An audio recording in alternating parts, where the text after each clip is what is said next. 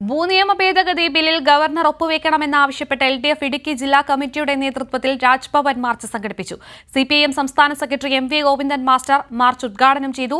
ഭരണഘടനാപരമായ പദവിക്കനുസരിച്ച് ഒപ്പുവെക്കാനുള്ള ചുമതല ഗവർണർക്കുണ്ടെന്ന് MV Govindan master പറഞ്ഞു. ഗവർണർ വിശദീകരണം ചോദിച്ചാൽ മറുപടി നൽകാൻ ഒരു മടിയും സർക്കാരിനില്ല. അടിയന്തരമായി ഗവർണർ ഒപ്പിടണമെന്നാണ് സമരത്തിന്റെ ആവശ്യം. ഗവർണർ മനഃപൂർവ്വം പ്രകോപനം ഉണ്ടാക്കുകയാണെന്നും പ്രതിഷേധം രാജ്ഭവനിലെത്തുമ്പോൾ ഗവർണർ ഇടുക്കി പോയത് അതാണെന്നും ഗോവിന്ദൻ മാസ്റ്റർ പറഞ്ഞു. ഏതെങ്കിലും ഒരു ആവശ്യം മുന്നോട്ടേക്ക് വെക്കുന്നില്ല.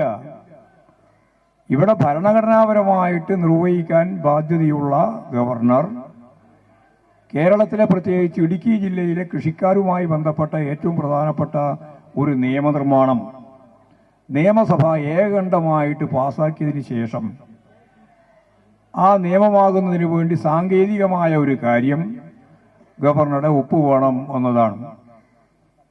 ഗവർണറുടെ ഒപ്പ് ഒരു പ്രധാനപ്പെട്ട ഘടകമല്ല.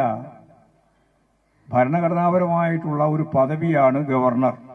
പ്രയോഗിക്കാനാവാത്ത ഈ നിയമനിർമ്മാണവുമായിട്ട് ബന്ധപ്പെട്ട നിയമനിർമ്മാണം പൂർത്തിയാക്കുന്നതിന് അടിയന്തരമായിട്ട് ഗവർണർ ഒപ്പിടണമെന്ന മലയോര മേഖലയിലെ പ്രത്യേകിച്ച് ഇടുക്കി ജനതയുടെ പ്രതിഷേധവും അതുപോലെ തന്നെ ആവശ്യവുമാണ് മറ്റെല്ലാ സമരങ്ങളിൽ നിന്നും വ്യത്യസ്തമായിട്ടുള്ളൊരു സമര രൂപം എന്ന രീതിയിൽ ഇപ്പോഴും ഗവർണറുടെ വസതിക്ക് മുമ്പിൽ രാജ്ഭവന് മുമ്പിൽ ഇപ്പോഴും നടത്തിക്കൊണ്ടിരിക്കുന്നത്. ഇതാണ് വളരെ പ്രധാനപ്പെട്ട കാര്യം. അദ്ദേഹം നമ്മളെല്ലാം ഇവിടെ വരുമെന്ന് കണ്ടപ്പോൾ നേരെ ഇടുക്കിയിലേക്ക് പുറപ്പെടുകയാണ്. പ്രകോപനപരമാണ്.